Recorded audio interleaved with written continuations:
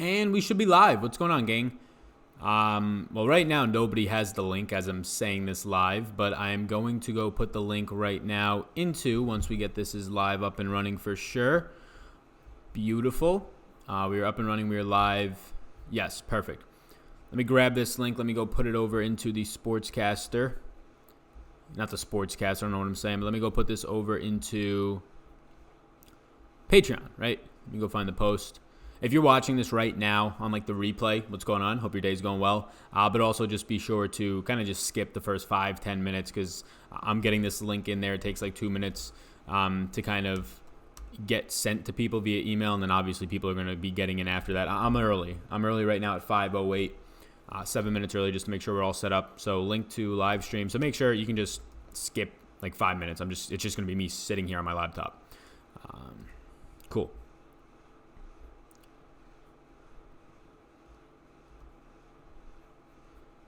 Go. Let's make that all bold. And the link is now live. Dylan says looking forward to it. Fantastic, fantastic, fantastico. All right. So we got target offense sheet. Obviously, I mean, tomorrow is going to be when I start to change up a lot of my interests. I already know that I'm going to have somewhat interest in Matthew Stafford right now. The price point's too low. I mean, quarterback's just so deep if you are actually watching this right now. But I'm sure we'll talk about it. Let me get the overall YouTube chat popped out. And yeah, people should be joining the chat or joining the stream any second. I'll pop out this YouTube chat, and we should be on our way. Cool. Yeah, I mean, ownership questions are all fair game. Anything's really all fair game. My strategy so far, I mean, I don't build lineups really till Friday at the earliest, usually Saturday. Especially for this week when there's just so much injury news, right? We kind of have an idea of a lot of the injury news. Seems like the Eagles wide receivers are trending towards out. It seems like Dallas Goedert is probably going to miss as well. All the quarterbacks, it seems like Cam is uncertain / doubtful. Probably not going to play this week is what the beat reporters are saying. Still hasn't practiced as of right now, Wednesday. Seems like we already know Drew Brees and Big Ben. Ben done for the year, Brees done for a while. So yeah, we kind of have an idea of some of the news in terms of injuries, and I'm going to wait as people kind of get in here. But with that said, we still don't know exactly what to expect for a lot of other guys. Like, what is Devin Singletary's health right now with a hamstring injury? I mean, we can pull up Adam's tweet from earlier today. And let me get to Levitan. He had all the injury news that are going to be impactful, right? Here you go. Connor's questionable. They're saying he's probably going to play. We know Michael Gallup's out with Devin Smith on the outside. Deshaun Jackson. Doubtful. Alshon doubtful. There you go. Dallas Goedert probably actually going to lean more so towards doubtful than questionable as of right now. And then, yeah, I mean, is it going to be Darwin Thompson week? I don't think so. They say that Damian Williams looks, you see right here, questionable / probable. Looks okay. Njoku left the game, I believe, with a concussion. McCoy, questionable, more so questionable than Damian Williams. So, I still have not gotten the email, so I'm going to give it a couple more minutes. So, just got the email right there that the live stream is up. Perfect. Link to the live stream. So now people should be hopping in here. Excited about that. I like it. I like it. What do we got here? Got some messages. All right. So once you guys are all live, I'm just going to get Roto World up just to make sure I didn't miss any news. Once you guys are all in here, once I start seeing some comments, obviously we'll address them. We're still 4 minutes early, so expecting people to hobble in here by like the next couple of minutes. So full confidence, Darnold returns by week 5. Well, that's good to see. I mean, I guess you get the best medicine in the world. You should probably be able to cure mono quicker than 4 weeks, right? Colts waive Chad Kelly after the suspension, saw that. So I guess what we can kind of talk about as I fill like sort of this air until people get in here since we're here early. And once I see people coming in, a couple of things I want to talk about that I've seen in the ownership early this week. And a big reason why you just saw me, if you skipped ahead and now you're here, big reason why you probably just saw me go ahead and sort of bump Matthew Stafford into an interest of mine. This Eagles secondary is like, it's an issue. Like, it's bad. The Eagles secondary right now, according to Pro Football Focus, I mean, the overall defense isn't going to be great. But right now, the Eagles secondary, if we kind of just look at through the back part, overall defense, bottom half of the league overall defense, What is their pressure rate? Their pressure rate is like the only thing that they have decent right there in Philadelphia. And that's still not great. That's middle of the pack, exactly tied for 15th. Tackle rate on them, yeah, not great either. So, okay, the Eagles defense, yeah, the secondary is obviously an issue. I mean, Julio Jones is just unguardable really for the most part. Got shut down a little bit by Xavier Rhodes week 1. A lot of that could be said to be the running game and Matt Ryan not looking sharp. Really, Matt Ryan interceptions is a problem overall. But this Eagles secondary is really bad. In a week where Galladay's been doing well each and every week so far, they're throwing the ball a lot more. Now no C.J. Anderson, so if Kerryon and Ty Johnson are going to be on the field more, that's more passing upside overall, I think, at least more for the Matthew Stafford throwing the football. Like, you don't have C.J. Anderson, who's just a dud in the receiving game. Ty Johnson's going to get more snaps. Obviously, Kerryon should see a bump, at least I expect, right? 54% of the snaps last week. But yeah, I think that's a sleeper point that right now Kenny Galladay's coming in at 2% ownership on a couple of sites, sub 5% everywhere I'm looking. I don't think it's a smash play. Like, obviously his price range, and I'm going to put Kenny Galladay into the X's right now. And I'm gonna do a clean sweep of this tonight before my show tomorrow, or before the show on Awesemo tomorrow. But yeah, the price range is the reason people aren't getting to him at 6,600, because you have like Tyler Boyd, you have Tyler Lockett in that same range. Marquise Brown is cheaper, which I totally agree with, right? Antonio Brown, Keenan Allen right there at the same price points, and then so many more guys. I'm probably not gonna have as much interest in Julian Edelman now. Just target share, he saw his lowest targets in like 3 years in that last game, which isn't great. Mike Evans is in that same range. Chris Godwin, right? So it's really hard to get to Kenny Galladay. If he's going to come in that low owned, though, I have interest. And it seems like a lot of guys are coming in low owned. Once people start hobbling in here, what's going on? A couple of people in here right now. I'll start to talk about the slate. But I stand pretty strong right now on where I came in, literally in a first look lineup with Jameis Winston as like a cash option. I still believe that that's more than fine. Like, I think that's completely viable. And he's probably going to be my most exposed quarterback for like the $150 3 maxes, the $100 single entries. I'm going to be going to Tampa Bay stacks. They're just too cheap, and they're in the by far the best spot that they possibly can be in. I can't wait. Now, Daniel Jones is starting. Does the defense get up? There's nothing on the defense. Like, Janoris Jenkins, you realize, like, through the first 2 games, his PFF grades are terrible. They're in the 50s. Like, good PFF grades are when it starts to approach, like, the 70s. It starts to get bad when it's in the mid to low 60s. They're in the 50s, his coverage and his just pass defense overall right now. And that's, like, the best thing they have in that secondary. Mike Evans is going to tear that apart. O.J. Howard has been called out, so if you're one of the people that say, oh, Bruce Arians doesn't use his tight ends, he's never had a tight end like this before. O.J. Howard's going to be running more routes, I would imagine. And then just overall, Chris Godwin looks fantastic in the slot. So this is just a spot for Jameis where right now I have him projected as the second highest scoring quarterback. I'm going to get the projections out for all the slots by tomorrow. Right now I just have Mahomes. Lamar Jackson is right there in terms of who's going to score more points. But yeah, I'm very high on Jameis this week, and everything adds up. Everything adds up. I trust the projections. I trust the historical data, and this defense is just that bad. And it's not even like it's a 2-game sample and that I think we're overreacting to the defense's numbers. No, they're dead last through 2 weeks by a wide margin in pass defense. They're dead last by a wide margin in just pass rush, tackling rates. It's bad. There's not much on this team in general.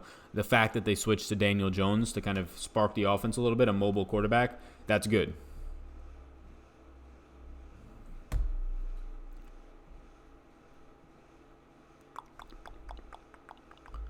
All right, it is now 5:15. We should be getting people to file in here. Cool. So once people start filing in, I'll start answering all these questions, and we can go from there. Let me get back onto the Patreon sphere.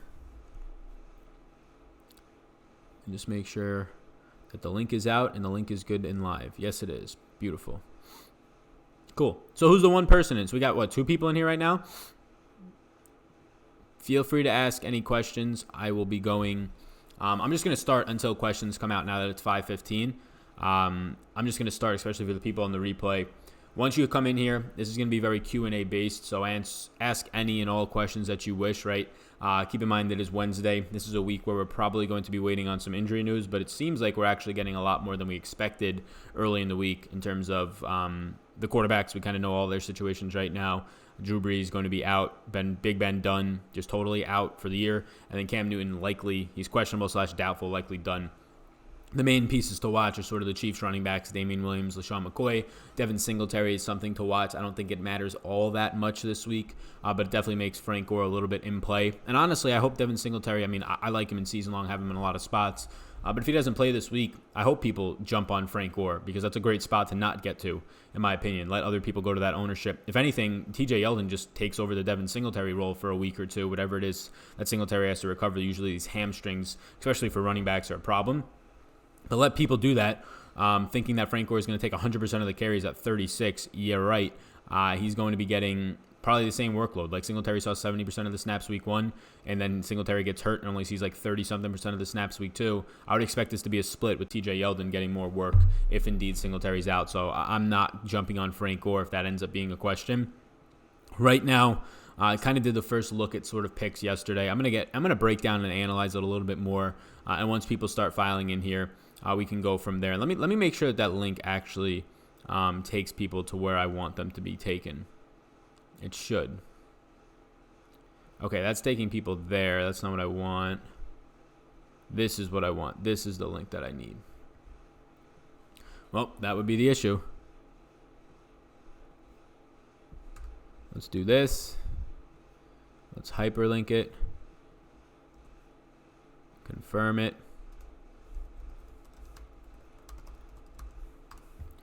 Bang. Save. There we go. All right, so we're a couple minutes late. Now that's going to work.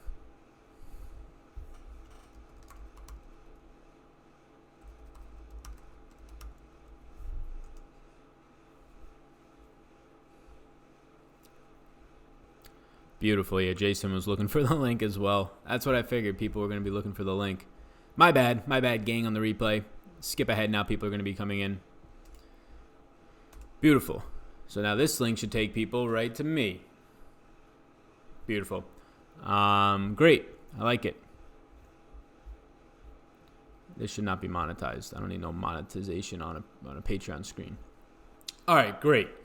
Now that stream is out there, that link is out there and live, we should be underway. Fantastico. People are getting in here. That's what I want to see. Great. So, yeah, I'm excited now to see people's questions. I sent out the wrong link. I don't know why I did that. I sent out a link to... I literally saw it and I questioned it. I was like, this doesn't seem like the right link because it just said, like, my dashboard. But I was live and it had it. But then when I refreshed the page, it updated. So, hopefully get some people in here now once that link goes live. Don't worry. I'll make sure that this still goes an hour. Even though it's 5:20, I'll stay here till 6:20. Cool. Yeah, so people are going to come in now. Yeah, it's an interesting slate. There's value everywhere except running back is like the one spot that I don't think you have to get creative. I don't think people are going to be getting creative, and I don't think you should. Why risk playing these below $7,000 like dust cans, especially in cash? But I mean, in GPPs, like I get it, Marlon Mack's in a good spot, sure. Being used in 3-down roles, I understand that. But yeah, I mean, lots of guys here are sketchy. Obviously, the Kansas City running backs are sketchy with their injuries right now. Aaron Jones, sure, he looks good. News came out today that he's going to be in a 50-50 snap count with Jamal Williams. He already is. Jamal Williams played 47% of the snaps in the last game. This shouldn't be news to people if you're paying attention. It's just the fact that it's actually been said now. And like after a big game, people think it's going to hurt Aaron Jones. No, he literally was just playing a 50-50 or very close to it split. With Jamal Williams this past week. Even week 1, Jamal Williams saw 60-40 split, a little bit better actually. So yeah, I'm not too concerned by that. It's just a matter of the game flow is why Aaron Jones played well. So again, they're pretty big favorites in this one upcoming. He had 27 total touches last week. I'm just not going to rely on it though, to be completely honest. Hey, there we go. We got about 6 people in here. What's going on, everybody? I apologize for the 4 or 5 minutes or so of having the wrong link out there. I went live and then I didn't refresh the link once I went live. So it literally was just like, like somebody said it in Patreon. What's going on, Andrew? How's it going? Yeah, Andrew just signed up today. He joined Patreon. I appreciate you, Andrew. What's going on, man? Hope you're having a good start to your Wednesday. I guess really now the mid to end of your Wednesday. Hopefully it's going good. So now that there's people in here, the link was sent out, the email's in. Now that there's people in here, feel free to answer like anything or ask, and I'll answer. Ask anything that you wish. This is an NFL-focused one, so I mean, it could be on Showdown tomorrow. Obviously, the main slate is something that's in question right now. Some injuries we're still waiting on, but for the most part, it seems like we kind of know where those injuries are going to be going for most of them. Right, the Kansas City backfield is something that we're waiting on. Devin Singletary, something that we're waiting on. Philly wide receivers, we kind of right now seem doubtful from the news that happened today. Nobody practicing there at all. They canceled practice just due to injuries, is what they were saying. I think it's more so because they're playing on Thursday night next week. The Packers didn't have practice today either. They just did a walkthrough. So I think people are kind of taking that and running with it in the wrong directions. But yeah, feel free. This is a spot. This is a Q&A. I mean, I can go through and kind of say my thoughts as of Wednesday today, but it's more so going to be Q&A based. I want to make sure to answer to the best of my abilities anything that comes through for the next hour for everybody. So we got 10 people in here. So yeah, start shooting any questions. It could be based around anything. Sunday slate. The only thing I really haven't looked at is Sunday night, right? So that's like the only thing I haven't looked at. Obviously, Monday night, no slate out. Sunday night, I don't even know if there's a slate out yet. But yeah, so Thursday, Sunday, season long, whatever you want to ask, feel free to ask it. Pretty prepped overall for this slate. Don't make lineups till Friday or Saturday. It's going to be Saturday this week just due to news. Seeing what final practice reports look like on Friday will be, I think, important this week. And yeah, this is a slate where there's value every single place except running back, and I don't think you should get away from that. I don't think you should try and be cute by going to a cheap running back. Like Marlon Mack, yeah, he's in a fine spot. That makes sense. It might make sense even, like, right? I think I like wide receivers much better in terms of the same price point of 5,800 than Marlon Mack this week. Although I still do think Mack is fine. What's going on, Cameron? He says Winston or Allen in a season long this week. Yeah, I have to make that same decision, Cameron. Actually, season long, I have got like 6 leagues. Winston or Allen in one of them. I say Winston.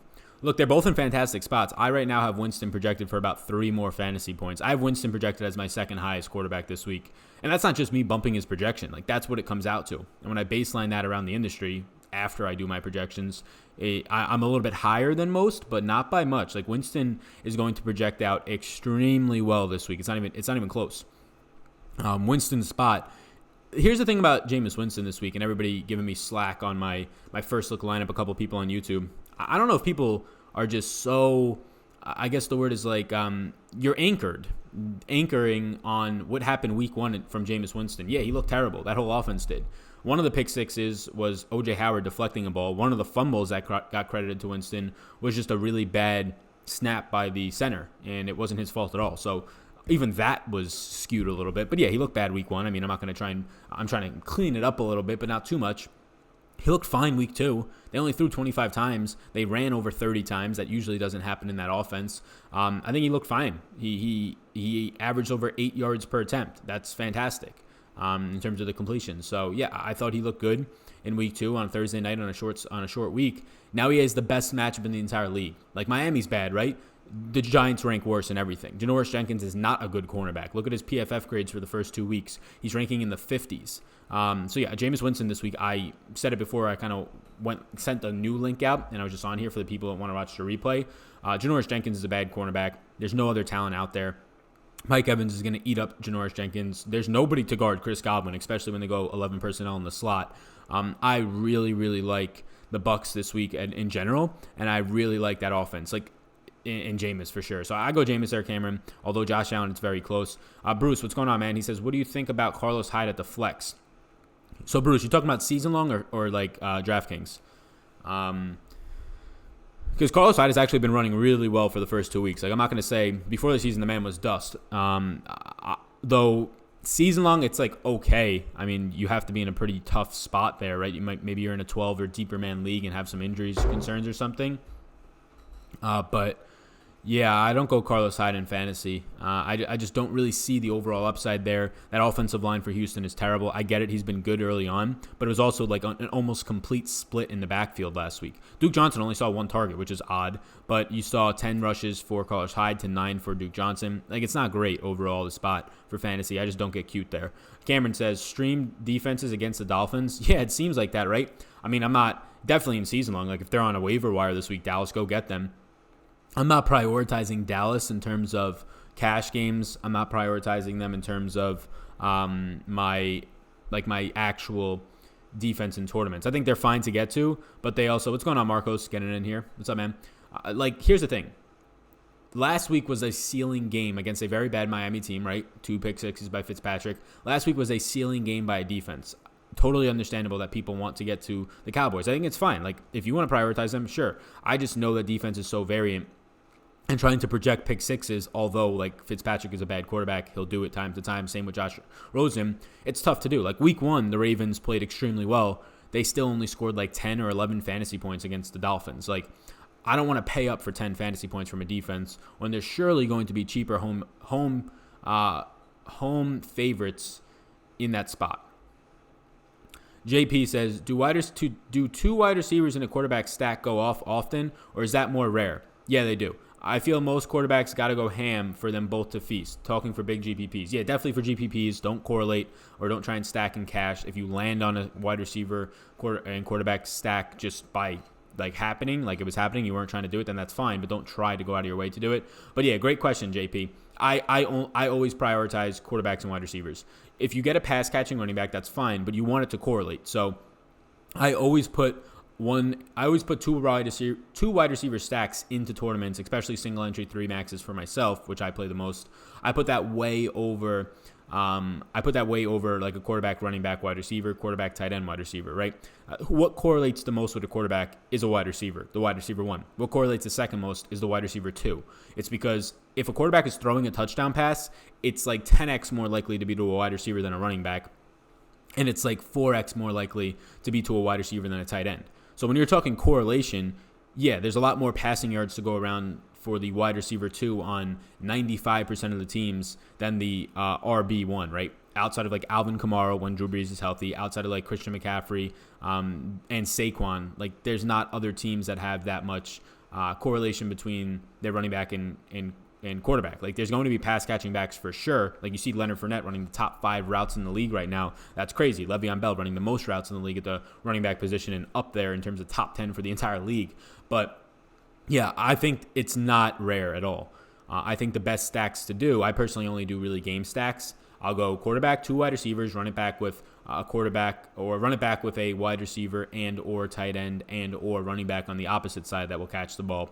But I always try and prioritize. Like last week, the game just stunk because Drew Brees got hurt, and then they didn't have to become more of a shootout. But I had a couple of stacks with like a Jared Goff, Cooper Kupp, Brandon Cooks, run it back with like a Michael Thomas.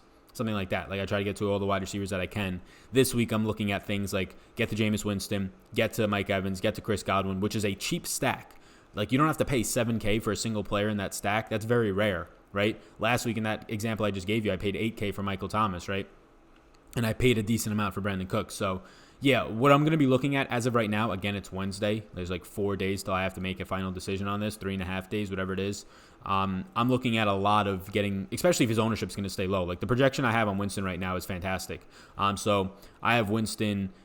I'm going to be getting to Winston and or Godwin and Evans. I'm going to prioritize in a stack, but I'm also interested in OJ Howard because he's super cheap. No one's going to own him, and he's definitely going to regress positively. And then on the opposite side, you could run it back with a couple options. Evan Ingram, Saquon Barkley being the one that's the obvious, like more secure play out of the backfield, but also Evan Ingram, I think he's fine. Like Daniel Jones is the more talented quarterback. I feel better about this spot. The fact that there's a rookie in there over Eli doesn't make me feel worse about the production for Daniel Jones or the production for Ingram or Saquon. I feel better. And Ingram had like a floor game with 10.8 points last week. How bad Eli was last week, it was disgusting.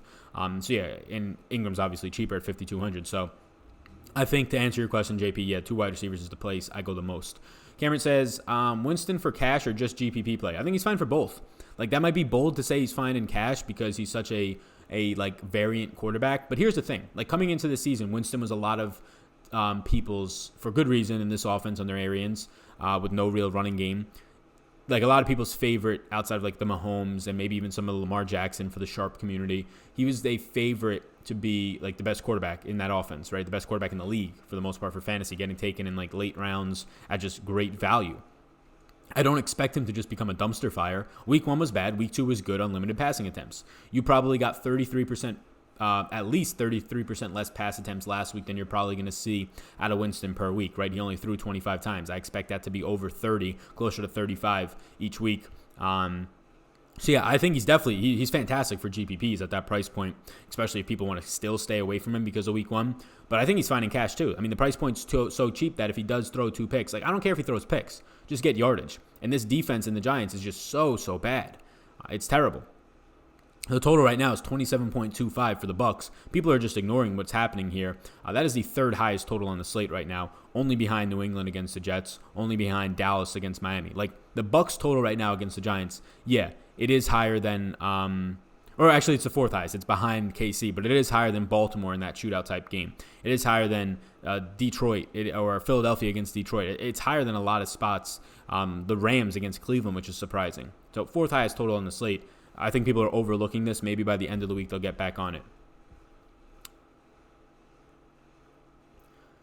What's going on, Marcos? He says, do you think Christian Kirk, Larry Fitzgerald, or even both are viable for this week? Yeah, definitely. They're getting ownership, too.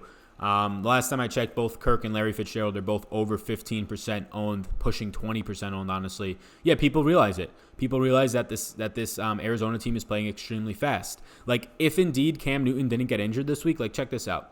Look at the pace that I have projected for this game through 2 weeks. 32 in terms of seconds per play overall compared to all these other games. Like, this game, if Cam Newton didn't get injured, and now I imagine they play slower without Cam Newton in there, it's going to feature such fast play. And overall, the Panthers want to play faster. That's the way their offense is designed. So I imagine that stays relatively the same. But yeah, Christian Kirk, Larry Fitzgerald, they're both very much in play. I prefer Kirk because, look, Larry Fitzgerald, he's reliable. They're running so many routes. Right now, Larry Fitzgerald is number one. Yes, old Larry Fitzgerald, Mr. Reliable, is number one in routes run in the NFL. Christian Kirk is number 4. Damiere Byrd is number 2 on the Cardinals, right? They round out the top 4, 3 receivers from that team. They're just playing so fast. Now the fact that Kyle Allen's probably going to be starting, Cam Newton not out there, more stalled drives for the Panthers mean more drives overall for the Cardinals, and it's not like this is a blowout type game.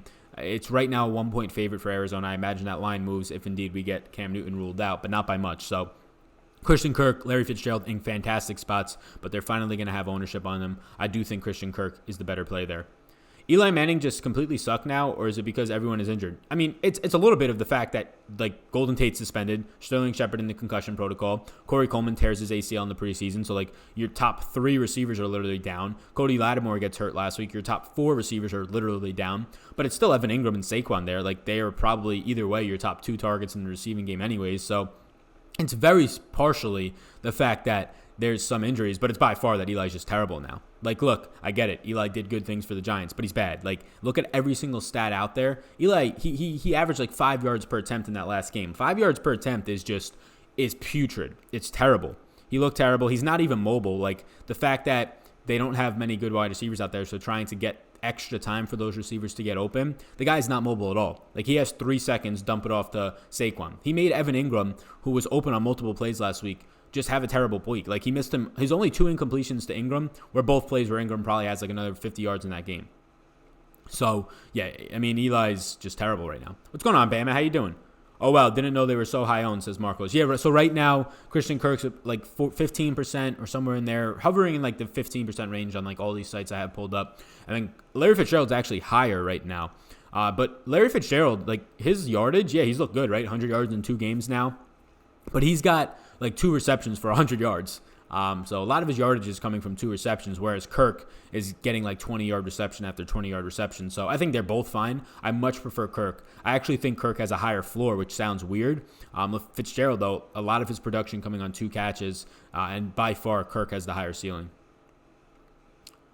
Sup, Sal? What's going on, Christian? Most websites have McCaffrey highest owned and Eckler top 5. Bell is similar price. Do you think he's viable with his huge workload? Yeah, right now McCaffrey, that's going to get changed. I don't know where you're seeing your ownership. I see it as well. Like, right now McCaffrey is coming in as the highest owned spot, highest owned play in a lot of spots. He's just way too cheap. But with this Cam Newton news, I imagine that drops and you start to see Zeke become the highest owned.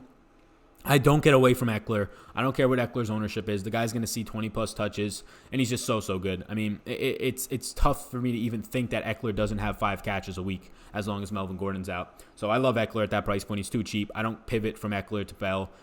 In terms of McCaffrey, if anything, I pivot to Zeke if his ownership stays low. I pivot all the way up to Saquon if his ownership stays low. Like, I like Le'Veon Bell. I said it on Tuesday. Lofty kind of pushed back because right now, look at this. The Jets have a 10.5-point total. I've never seen something that low before. That's just absolutely putrid. Like, Miami has a 13 total. The Jets have a 10.5. I mean, Folk threw the ball to Bell 8 times, right? 8 targets, 31 touches for Bell. It's an insane workload. But when it comes down to it, I'd rather have somebody else. Like, I love the workload for Le'Veon Bell.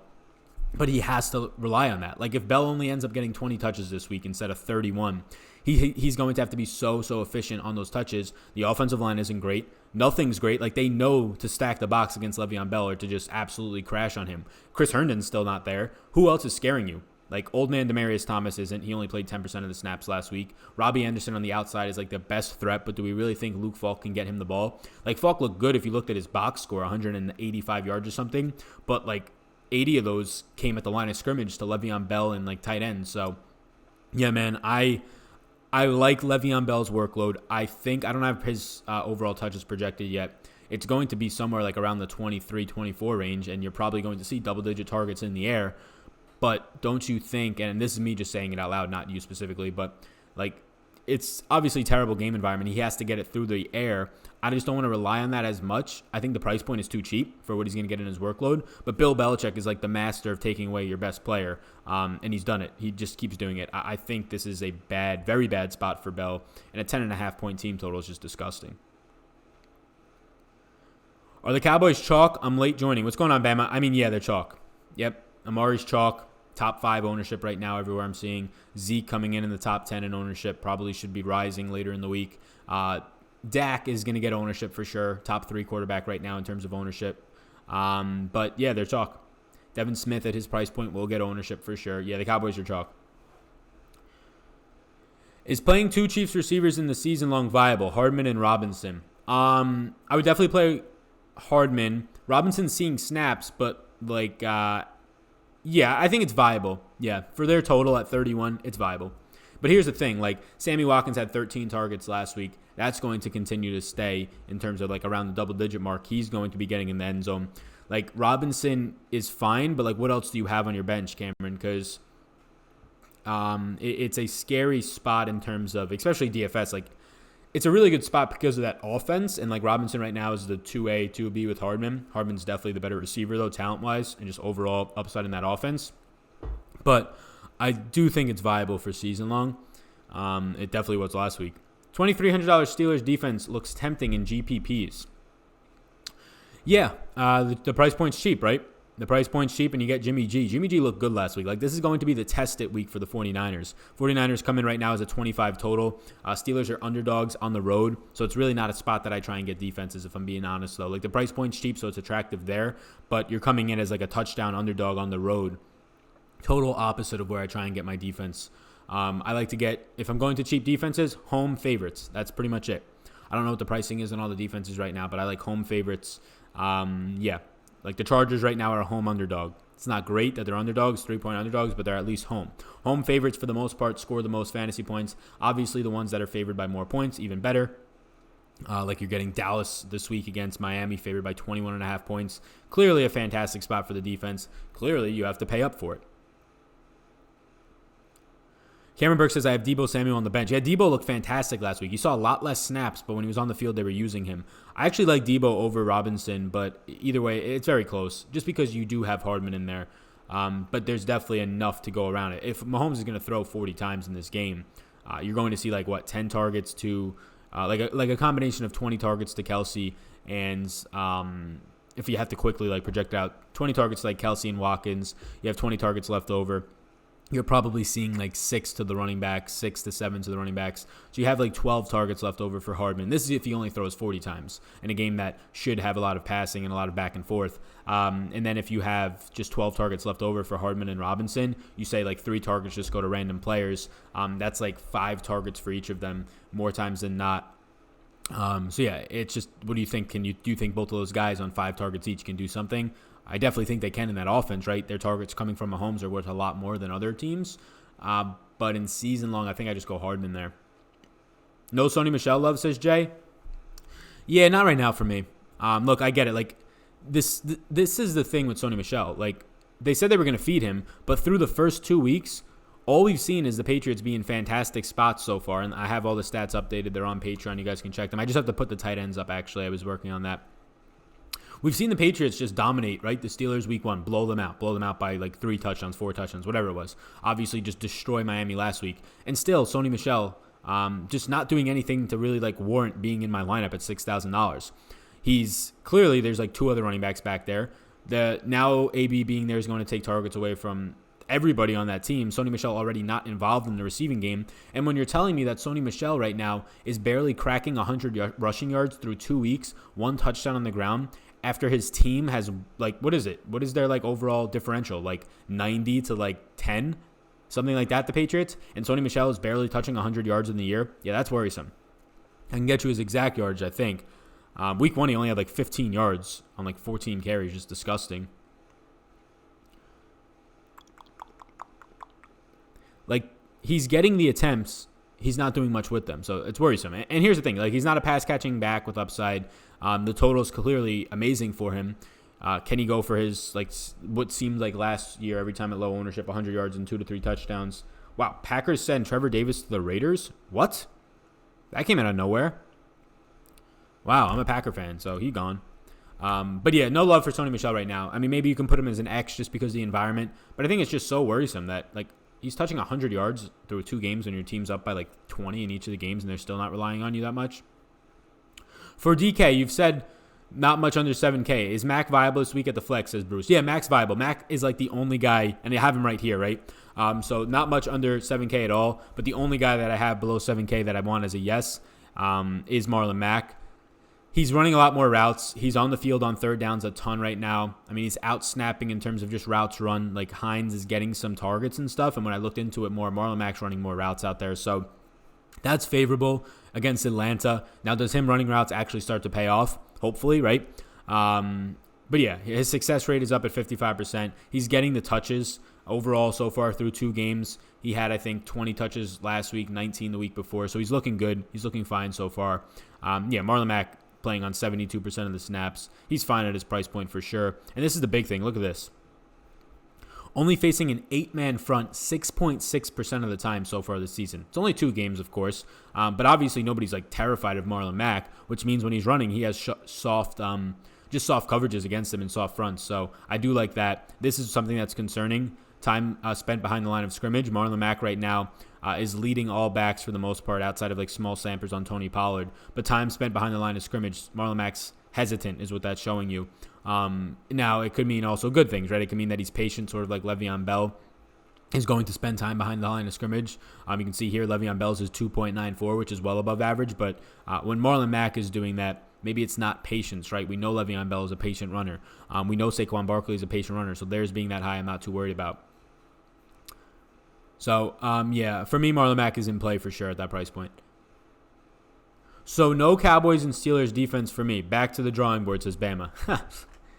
No, yeah, Cowboys defense is fine, like, if you want to pay for it. I personally don't pay for defenses. Like, everybody's going to remember last week, like, the ceiling game. The Patriots D goes for over 35 points or whatever it was, 34, 37 points. But week 1, the Ravens defense only went for, like, 11 or 10 points against this same Miami team. So, it's just so dependent on pick sixes, right? And you can't really predict pick sixes. You can predict bad quarterback play by pressure rates and things like that, and the Cowboys should be able to get to and obviously limit the points. And a huge spread is going to indicate that you're going to have a lot more pass attempts from Ryan Fitzpatrick and or Josh Rosen. So, yeah, more opportunities to pick off those terrible quarterbacks and take it to the house. So, it's just a matter of, do you want to pay up for a defense like that? What's going on, Anthony? He says, do we expect any stacks that is sneaky this week? Yeah, so right now I haven't gotten into any builds. It seems like, I don't know why, Tampa Bay's low owned.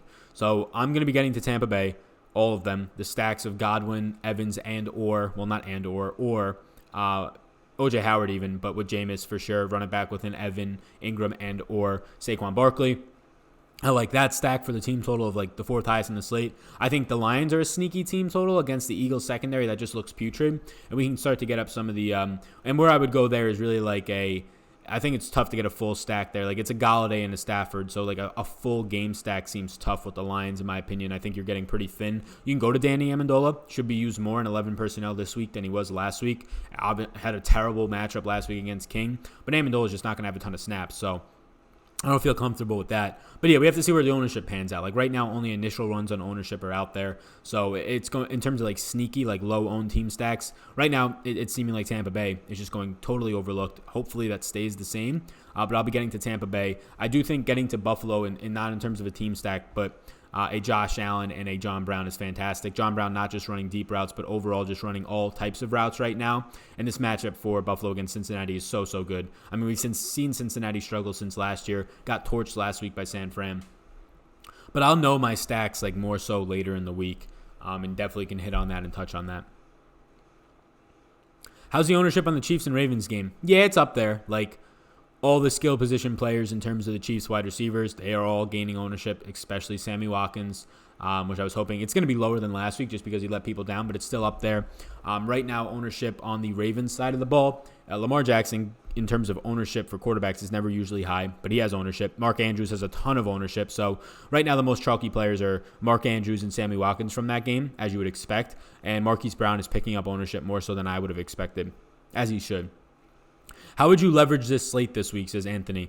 Yeah, every single week, there's only like one way. Like, the best way in terms of tournaments, you don't have to get different in cash. The best way to get different in tournaments is just game and team stack. I personally game stack.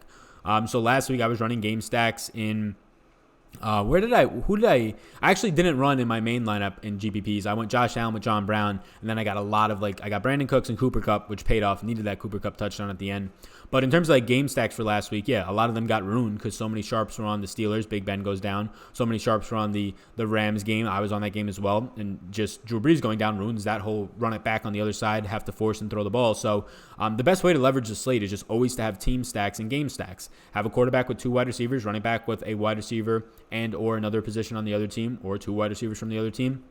I think for this week, the way that I'm going to leverage the slate as of right now in like my 3 max and single entry lineups is get to like in a James, like this is where I'm at right now. I'm not sure if I get there totally, but like I like Jameis Winston, get to 2 of his pass catchers. So OJ Howard, Mike Evans, and Chris Godwin, choose 2. Run it back with Evan Ingram and or Saquon Barkley. The fact that Daniel Jones is there makes me more confident in that Giants offense. He's way more mobile. He can keep plays alive, and he's just a better overall player right now. Even just if we're going off a small sample and upside, he has definitely more upside than Eli Manning in that offense. It's not even close. I'm having trouble fitting wide receivers for my cash lineup. Going to tight end at running back, or going to top end at running back, says Anthony. Yeah, so yeah, I in cash lineups I would get only to the top end running backs. I don't go below really Austin Eckler in my cash. I mean, you can get to Marlon Mack, right? You can go to Marlon Mack in cash lineups at running back, but I really don't feel comfortable getting below 7,000 or really below Austin Eckler for anything else. Like these main guys right here is the only place that I would be going for cash. These 6 right up here. That's it. Those are like the 6 running backs that I play in cash, and that's really it. But in terms of like getting to wide receiver, there's a lot of cheap ones. There's a lot of 5K wide receivers, just loads of them.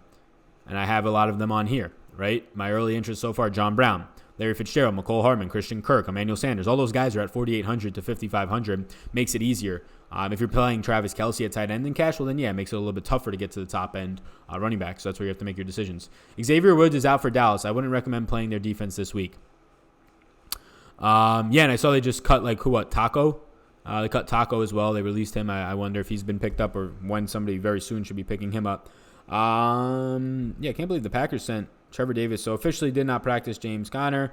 McCoy was absent today as well. Kind of things that we expect. Cool. I had 0 Patriots defense last week and lost all my money in GBPs, so I lost huge. DFS should take out defense. Yeah, I agree. I think DFS should take out defenses just like they did kickers. The fact that the kickers were in on FanDuel and Draftkings didn't have it, I don't know what the hell FanDuel was doing. Like, you were losing so much money. I immediately went all full on to Draftkings and haven't looked back. Yeah, defense is so variant. Like, yes, it was obviously a clear, fantastic spot for the Patriots last week, but can you predict 2 pick sixes? No. You can tell me that they're in a good spot to get pick sixes, but you can't confidently tell me that they're going to get 2 pick sixes. Like week 1, the Ravens, before the Ravens got hurt, are definitely a better defense than the Patriots, at least as of week 1. And they only scored 11 points against Miami. It's so variant. It depends on touchdowns, on who's going to do well. You're not going to see another 35-plus point performance from a defense, at least I don't think. Any interest in cheap Philly wide receivers? Yeah, it seems like that you're going to have those guys out, right? Darius Slay, I'm curious to see where Darius Slay goes. He followed Keenan Allen into the slot last week on shadow treatment. The only viable wide receiver, obviously not counting Zach Ertz as a wide receiver, is like Nelson Aguilar in terms of like putting shadow treatment with Darius Slay. So I don't know what they're going to do. They might just put him on Aguilar, but also at the same time, like J.J. Arcega-Whiteside is a very good wide receiver, or young wide receiver that seems to be good, the rookie. Matt Collins has some chemistry. with Carson Wentz been there for a little while. So I don't know where Darius Slay goes. They're all cheap, right? They're all Aguilar $3,600. You have $3,200. I think Mac, I don't know what the price point is on J-Jaw. I guess I could look right now. $3,500 for Whiteside. Yeah, there's interest there. There's interest for sure. It's just a matter of like which one gets it, right? Darius Slay can very easily just shadow Aguilar because he will move into the slot. He definitely will do that. He did it last week, the whole entire game for the most part on Keenan Allen. So there's slight interest, but for right now, there's like no... like you can see, like this is my same feeling right now. The yellow is just slight interest. Nothing really has gone up for me there in terms of having more interest in those guys. They're dirt cheap. If you get to them, it's really hard for them to crush your lineups. But do you think they have the upside to win it for you? Do you think Mac Hollins and or Whiteside / Aguilar, if indeed we're not going to get D-Jax and Jeffrey, which it doesn't seem like we will, have the upside to go for 20 points or more in a GPP like they need to do more times than not, or 18 or more points to make you bank a tournament or at least finish high? I don't think they do. I think if anything, Whiteside does. He played a lot of snaps last week, and he'll probably be the lowest owned of all of them. Everybody's going to try and get to Aguilar and Matt Collins. I believe one of those two guys will see Darius Slay treatment. That's not great. So I think I like Whiteside the most, honestly. And he looked fantastic in the preseason. Whiteside looked like a monster. Anthony says, great work, man. Followed your baseball stuff. Glad you were getting the notification you deserve on Awesome-O. Good job, bro. Keep up the good, tough work you put in. Thank you. I appreciate that, Anthony. Appreciate it. Yeah, man. Right now I'm working like 90-hour weeks. It's fun though. Like it doesn't even feel like it. Like the hardest thing for me is honestly just balancing personal life and this. Like in terms of my personal life, it's just like my girlfriend because I live out here now, so it's not like I have my family or most of my friends from back home. None of them are here in North Carolina. So yeah, that's it. It's just making sure that you put proper time aside for the personal life. But yeah, 7 days a week right now, probably putting in like, I don't know. It's like here and there in terms of like get up early and then just work all day. And I usually like stop working by like 7. Like after this, I'm going to go and get a drink with my girlfriend, then we'll hang out. But yeah, well, probably by 7 once the baseball slate locks. But yeah, it's like 12-hour days, but I mean, I'm working from like my apartment or cafes, so it doesn't feel that terrible. And I like doing this, so it's awesome. But I appreciate that. Thanks, man. Thoughts on Boyd? Yeah, Boyd's in a good spot, Jay. I'll pull up Boyd right now in terms of his stats through the first 2 weeks. Yeah, so Tyler Boyd, I love this. He's just being used amazing right now. Like week 1 was as low as like a floor almost for him, and he still caught 6 balls for like 80 yards. We saw 10 catches for 122 yards. My only worry here is that he sees White. I imagine they probably put White on John Ross more. Tyler Boyd not seeing as much slot usage as he did last year, but it's still fine because the utilization for him is just so much more better for sure. But I like Tyler Boyd. He's like a question mark right now only because of guys around him in his price range, and more so like a little bit more expensive. Like I'd rather get to Keenan Allen every single time over Tyler Boyd for this upcoming week if you have the extra 500. I'd probably rather get to, for sure, Julio Jones for an extra 800. For an extra 600, I'd rather probably get to Antonio Brown, who I'm going to be making a yes right now. Antonio Brown had 5 red zone targets last week on 33% of the snaps and only 8 total targets. Like the guy only played a third of the game, had 5 red zone targets, 8 total targets, and he's second in the entire NFL in wide receiver red zone targets on playing not even anything in week 1 and only a third of the snaps in week 2. Like they're going to use him a ton. The Jets have nothing to guard him. Tremaine Johnson is going to get ripped apart. And Antonio Brown played in the slot on like 50% of his snaps. So like I'd rather get to all those guys over Boyd, but there's no denying that Tyler Boyd is just too cheap. It's just a matter of like what do you like around him. Like right now, Tyler Boyd catching 86% of his passes on the field for 80% of the time. Yards per game, 91. Looks absolutely fantastic. And the targets are clearly there, right? 10.5. So like right now, just cheap in terms, he had a touchdown called back. He had 2 other passes called back. Both times that he was targeted were interceptions, especially in the red zone, one of them in the end zone, actually. So Stephon Diggs is too cheap. But then you're going to have Adam Thielen, probably too expensive, honestly. This team wants to run the ball, so I stay away from the receivers overall there. Is it bad to put tight ends in the flex spot on FanDuel? Yeah, overall, yeah. It's like just a negative upside strategy. Depends what you're doing there. Like, Travis Kelce is definitely a tight end that is more so a wide receiver. So, like, when you take away his positionality, putting him in the flex, it's definitely fine more times than not. It's just a matter of like you're putting 2 tight ends in now. So like who's your other tight end? Darren Waller. So something like that doesn't have as much upside as other field stretchers in like a Christian Kirk. Like Waller and those tight ends are going to be good in the intermediate range, and they'll give you value point per dollar wise because they're cheap. But overall upside wise, it's not going to be nearly as good because they just don't have that big play upside like Kelsey does. Kittle does as well. Evan Ingram. But do they have the same as players around them? I would say like Evan Ingram and Travis Kelsey is probably the best 2 tight ends to kind of pair together for this week. But I still don't know if it has enough upside for this week.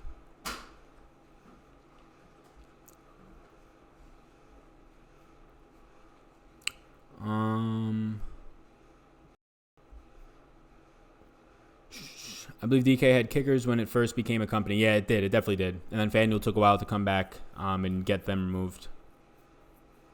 So you're confident AB snaps will go up more than 30%. Otherwise, it seems like a gamble to me, considering Pats can be unpredictable.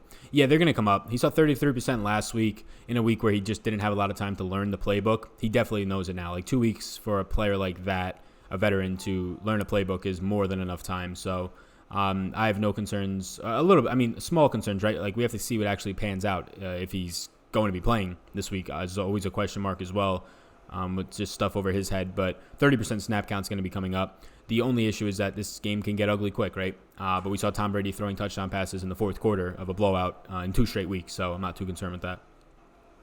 I have a feeling they're going to be run heavy this week to keep upcoming opponents off balance. Yeah, Jay, that makes sense, but like the first 2 weeks, they were up by like 4 touchdowns in each of those games at points, and Brady was still out there throwing. So not a ton of attempts, like only in the mid-20s last week, but still throwing the majority of the game. You saw like a 28% target share for AB in limited snaps. Do you still trust McCaffrey in cash with Kyle Allen more than likely starting? Yeah, I trust him in cash. It's not as much. So like if I go to this running backs tab, Saquon, Ezekiel Elliott, Dalvin Cook, Austin Eckler, even like maybe not all of them, but definitely the top end players above like the 8,500 range, Zeke and Saquon are better options in my opinion. Now that we have this news that Cam Newton's probably not playing, like it's not so much like the targets for him are going to be getting just killed. It's more so the overall like upside of the drive staying longer, so more plays. I think you're going to get a lot more stalled drives for the Panthers if they do. You will. Like you're definitely going to get stalled drives if they do like drop down and go to a Kyle Allen and drop down and skill gap from your quarterback there. All right.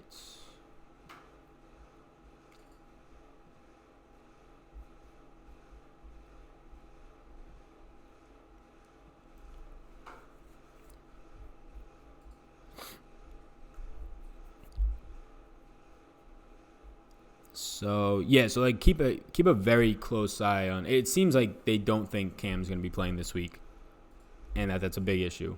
And apparently he told Ron Rivera he didn't want to play, or that he had an issue with the foot. Metcalf before that game started, and he still just reporters, beat writers saying he told him to just play, which isn't great if that's true.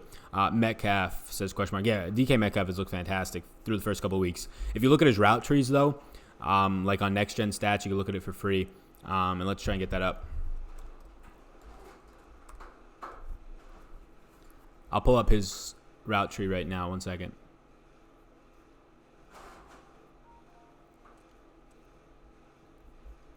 Let me see if I could find out how to do this on the fly. Charts. Yeah, this is what I want. So if we pull up DK, it's like all just go routes up the left side, which is fine because it's working.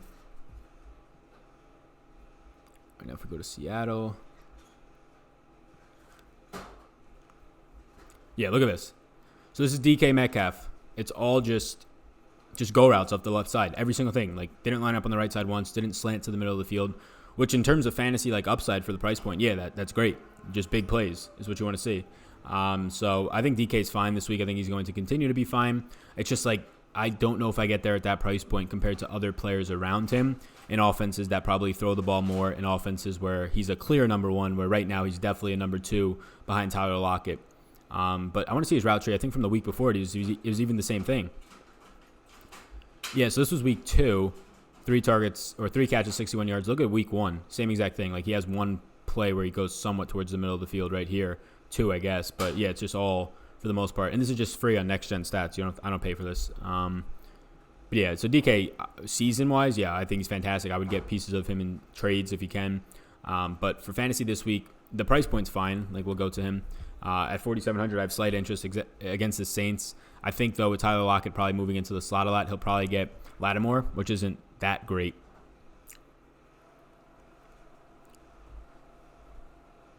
Taylor says, do you have a training video on how to interpret your spreadsheets? That's a good question. No, I don't, but I'll make that something to do right now for sure. Or like later today, I'll make sort of like a guide to. I'll pull this up right here. I have this, which is, it will definitely be more beneficial if I say it.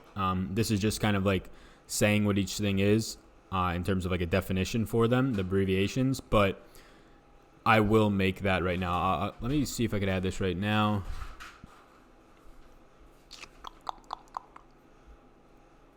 Yeah, I'll add that. I've had a question about that. That's a really good question. I'll add the interpretation sort of like of the spreadsheets, like a tutorial video. That's a good question, Taylor. Metcalf is shredded. Looks like a superhero. Yeah, he really does. Wow, interesting. Maybe DK more of a GPP play then. I mean Metcalf, not DK. Maybe DK more of a GPP. Yeah.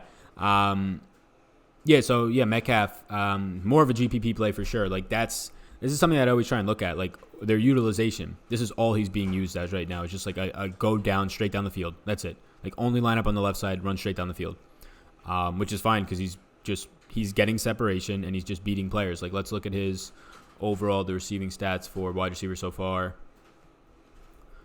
I don't know if he's ran him enough for routes. I don't think he's ran enough routes to qualify yet. Maybe he has. Maybe it's just spread up this way. Okay, yeah, there you go.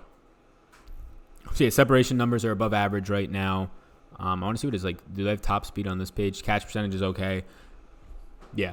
So like that's some of the stuff. You just go on Next Gen, you click on charts, and you can just type in each player. Yeah. I want to actually look at the Cardinals routes run. I want to look at what Christian Kirk is doing. Yeah, you can see Christian Kirk, the amount of routes he's running out here. These are like the type of routes, and when they're green, that's something that they connected on. So like he's getting runs, like he's actually running the ball as well.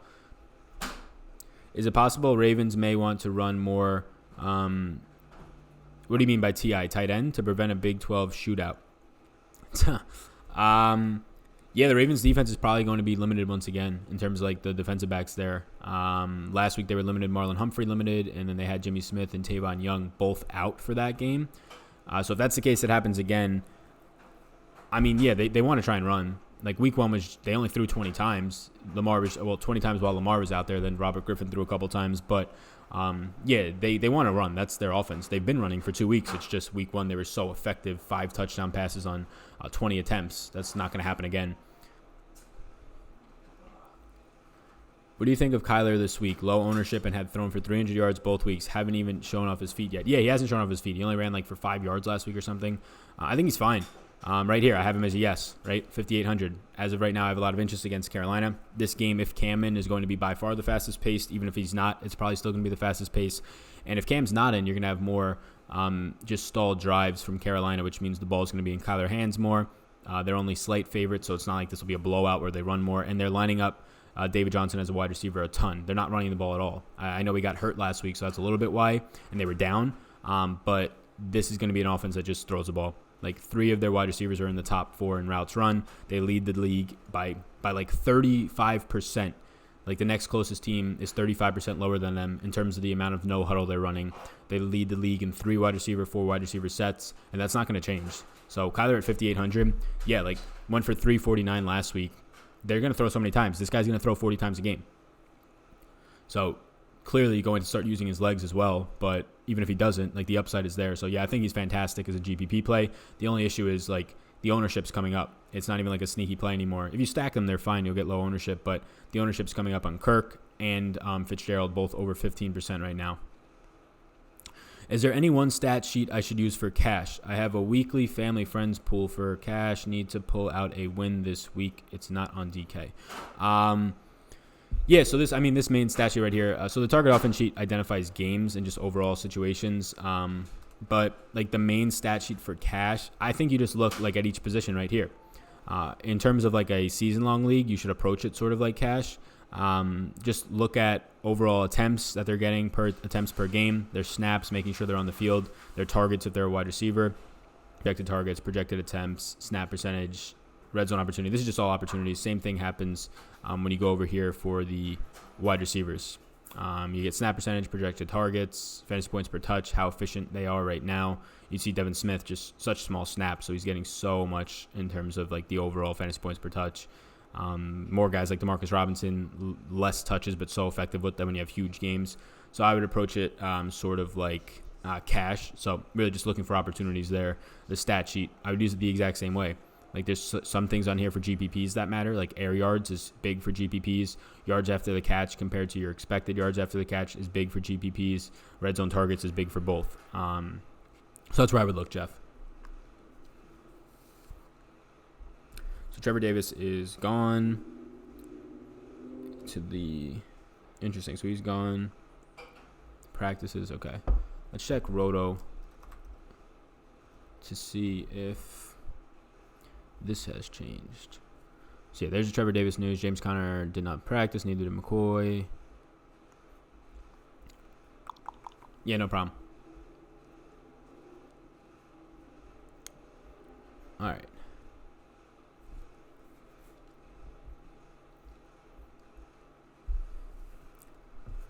So, but yeah, the Kyler Murray question is definitely interesting. Like GPPs, yes, game or team stacking that is definitely viable. Like you're gonna get lower ownership if you team or game stack by far. The wide receivers will be owned. Even like Damiere Byrd is like 11% owned and 10% owned, double digits ownership on most sites. But Kyler Murray, if you just go to him with his wide receivers, run it back with like, it's just tough to run it back. You kind of have to run it back with McCaffrey if you wanted to game stack, but I don't think you have to game stack there. I think just getting to the receivers because they're going to run so many overall plays is completely fine. But that's where I would go.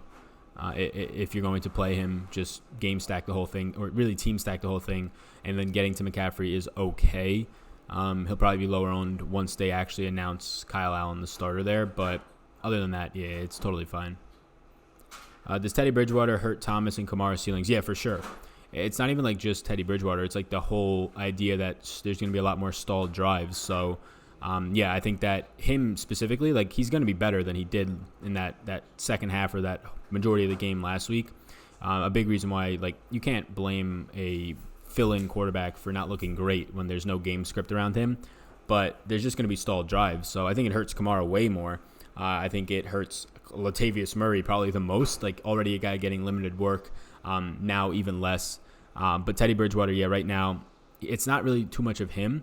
It's the biggest factor is he's going to lead to more stalled drives. It's the same issue why you're going to have issues with the Panthers receivers and Christian McCaffrey. It's not the fact that, yeah, clearly it's like his fault that these drives are going to be stalled compared to Drew Brees, but it's not like it's because he's inaccurate and missing them on passes. It's because they're just not having, instead of going, they're going to go 3 and out way more times. They're not going to get into the red zone a lot more. I'm in my business center and there's just some guy in here trying to print for like 20 minutes. My God, the guy just kept looking at me and giving me thumbs up. It was odd. But yeah, that's crazy. But yeah, so yeah, there's definitely concerns for Kamara. So many concerns. I'm getting Latavius Murray out of like, I have him in like 3 season-long deep leagues. I'm in a couple of 20-man leagues, 2 of them. Have Latavius Murray in there in a double flex. I got him out of there because, yeah, it's just stalled drives. Like the upside in terms of touchdowns is not going to be there. They come in at what? 20. They open up as 20 points. Like 20 points is a lot actually for this team with Teddy Bridgewater. Like Teddy Bridgewater is not a bad quarterback. He has a lot of reps overall. It's just like relative to other players on the slate, especially at the upper range of wide receiver. Like I can't get to Michael Thomas this week. Like let me find Thomas. I can't get to Michael Thomas at 74 when Julio with a fully healthy Matt Ryan is cheaper. Keenan Allen is cheaper. Chris Godwin is cheaper. Mike Evans, Sammy Watkins, these guys are cheaper. They're in just such better spots. Can't get to Kamara this week. Although the price point is like cheaper on him, why not just go down to Dalvin Cook? Why not just go down to Austin Eckler, who are, in my opinion, much better spots now that there is no Drew Brees? If you had to get a Niners RB, which one are you going with? Mostert and Breida both look good. Yeah, Christian, so this is actually, I talked about this in the snaps and usage notes article that went up, I believe, 2 days ago, Monday or yesterday. I think it was yesterday. I don't remember. Yeah, it was yesterday. I would go to Mostert. He played 47% of the snaps. He was in like an even touch split. I think he had like 11 to Breida's 13 in the first half. Jeff Wilson still saw 10 touches, but that was a lot in garbage time at the end of the game. So, yeah, they pulled Breida. He had like 28, 29% of the snaps. He got pulled early, though. So did Mostert. So if Mostert's cheaper and seeing probably equal to more usage, I'd rather go there. I don't want either of them, though, because there's sort of a three-headed monster there. I'd probably drop Tevin Coleman in your season-long leagues, if I'm being honest with you. Even if he comes back, his backfield is going to be a disgusting three-headed monster. Like, if he was to come back next week, you'd still have Matt Breida playing 40 to 50% of the snaps. You'd still have Mostert playing 10 to 15, and then you'd have Tevin Coleman in like a 40% role, and that's just not worth it. Aaron Jones' thoughts this week. You think he is going to continue to get 5+ targets, or is it going to be like week 1 again, 1-2 targets? I think it's going to be somewhere in between. I think like they want to use him more. They used him as a wide receiver in that game early on. So I watched every second of that game. I'm a Packers fan, and I made sure to watch it again, like not the whole thing, but like some plays. But yeah, it was so game flow dependent. He had his career high in touches on the ground, 23. Overall touches, career high, 27. Overall targets, career high with 6, I believe. It's just not sustainable. They went up 21-0 in the first quarter. They ran the ball a lot more after that. Rodgers only threw 34 times last week. I expect that number to come up a little bit, but the Packers are playing at a slow pace. Matt LaFleur right now through 2 weeks has them playing at a bottom 5 pace in the league, and that's probably going to hold true. So right now I'm a little bit, I would say, concerned for the Packers overall team and tempo since they're playing slow.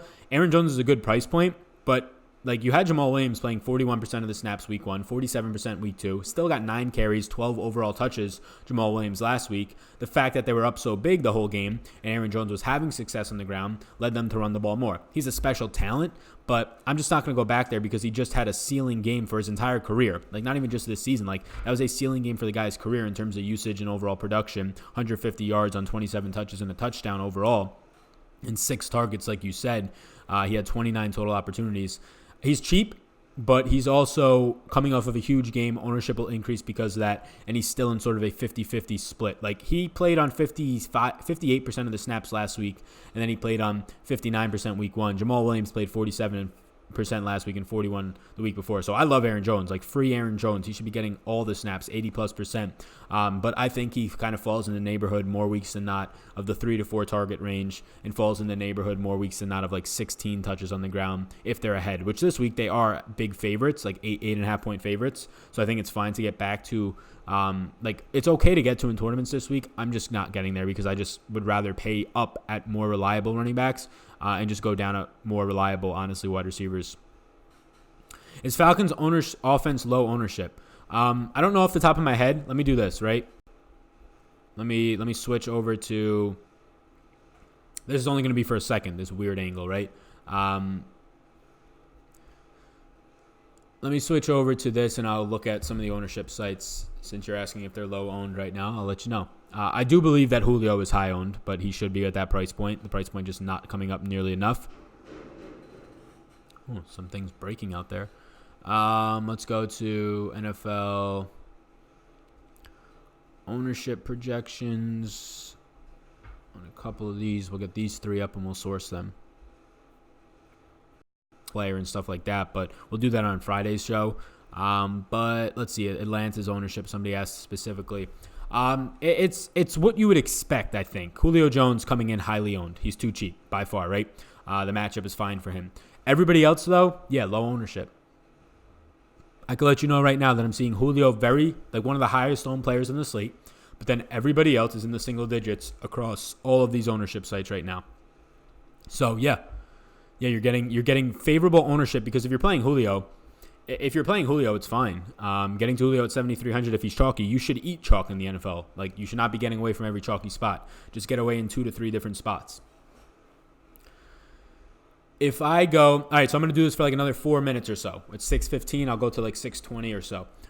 If I go with Jameis and Godwin stack, would playing Barber hurt me given the Giants are garbage? Yeah, it would hurt you because you're not stacking for correlation. Barber is not active in the receiving game. And for the most part, last week was like a high of how much touches he'll get in the backfield. Dar Ogunbowale is going to be more active in the receiving game, but you don't want to correlate that because he doesn't have much overall opportunity or upside.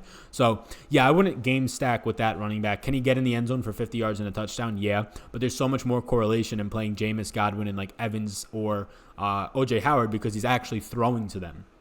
If you get what you want, there's the double points. Like if O.J. Howard scores, if Mike Evans scores and Chris Godwin score and they both have 80 yards, right, which is very realistic, then they're both going to have like 20 total points on the day depending on their receptions. And then Jameis Winston also benefits from them scoring. So that's the correlation piece. The fact that he's throwing not only the ball to them for yardage, but the big piece is for touchdowns, right? 4 more points for Jameis. So I think Barber would hurt you there, Jeff. Hardman or Robinson, not considering price. Hardman for me. You think Westbrook's going to bounce back this week? DJ Shark and Conley getting all the love. It doesn't look like Minshew. First of all, DJ Westbrook is what I would say a very good slot receiver who's playing very poorly this season. On Next Gen Stats, where we were just looking, right here, you could also watch like little box highlights of each individual player and like a lot of their routes and stuff like that. It's a fantastic site, but for free, all for free. It's great. You guys should all do it. But yeah, he has not looked good. DJ Shark saw 9 targets last week. DJ Shark has been getting good separation. I do think DJ Shark is the receiver out there to own, especially for the Thursday night slate. And then Westbrook's going to have the toughest matchup against, I believe, Logan Ryan in the slot. He's a big cornerback, a big slot wide receiver who can bully Westbrook. We've seen him play very well so far this year. And on the outsides with Adore Jackson, who's having a good year so far, better than last year for sure. Malcolm Butler not doing that great. There's better matchups for Conley and Shark on the outside than Dede in the slot. Roto tweeted that LaFleur said he wants even reps for Jones and Williams, says Christian. Yeah, don't read into that. It's already even reps. It's already even reps. We kind of have seen that the first 2 weeks. Week 1, 41% of the snaps, Jamal Williams. Last week, this past week when Jones went off, Jamal Williams still played 47% of the snaps. So it's already even reps. It's just like the fact that now it's being reported by Roto World, people are getting worried. Nothing changes though. Like the Packers are already pretty much running even reps with Aaron Jones and Jamal Williams. Just when Jones is on the field, they're pass protecting. When Aaron Jones is on the field, they're giving him the ball, which is worrisome because if you're going to give him half the reps and give him the ball for a ton of those reps, well, then the defense is going to know when he comes on the field that he's touching the ball, right? He touched the ball 27 times and had 29 overall opportunities, and he played on only 58% of the snaps. So, yeah, obviously, when this guy's on the field, he's really high chance he's getting the ball. How do those sites determine ownership? Sounds sketchy. Like DFS sites are leaking that info to sites that pay them. No. That's not how it happens, Jay. They just project ownership. This is it. They have a huge historical database, and they have a tagging system. They tag how many times all the content out there says this person's name in a positive or negative aspect, and then they use that in an algorithm. Then they also look at historical data. So the slate you're looking at right now, there's a very good chance over the past 10 years or so that there's been a very similarly priced slate, and they just kind of use that historical data for the NFL. And it probably happened last year and the year before that, similar slates with similar pricing with guys that had similar production so far to this point in the season. And they just use historical data paired with right now the trends and the tagging systems and how often somebody's name is being used positively, how often it's being used negatively, not being talked about. And from there, they can kind of project how much ownership is going to be. It's never 100% on. Like Awesemo is by far the best ownership projections. Fan shares are both very good as well, but they're never 100% accurate. They just get very close. For fantasy, would you drop Gio Bernard for Williams? Which Williams? Jamal Williams? No, not at all. No. Okay, that's it, guys. I am done. It is 6:20. We did this for about an hour and 5 minutes. I hope you all had a fantastic day. Hope this was fun for you. You can watch it on the replay. Hit me with any questions that you have after this on Patreon and or Twitter. But yeah, I got to get out of here. Got a date with the girlfriend in like 9 minutes. So peace out, gang.